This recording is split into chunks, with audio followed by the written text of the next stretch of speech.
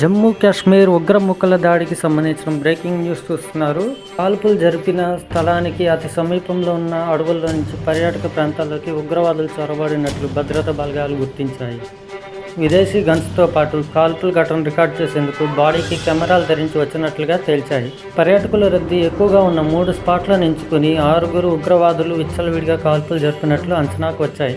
ఉగ్రవాదులు ఆర్మీ యూనిఫామ్లో ఉండటంతో తమ వద్దకు వచ్చే వరకు వారిని గుర్తించలేకపోయామని పర్యాటకులు చెప్పారు. దాడులు జరిగే సమయంలో చిన్నారులు ఆడుకుంటుంటే పెద్దలు ప్రకృతిని ఎంజాయ్ చేస్తున్నారు. అతి సమీపం నుంచి నేరుగా పర్యాటకుల తలపైనే గురిపెట్టి పాయింట్ బ్లాక్లో కాల్పులు జరిపారు.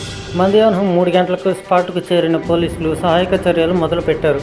ఉగ్రవాదుల కాల్పుల్లో 25 మంది పర్యాటకులు, ఒక టూర్ ఆపరేటర్ మరణించినట్లు భద్రతా బలగాలు ధృవీకరించాయి.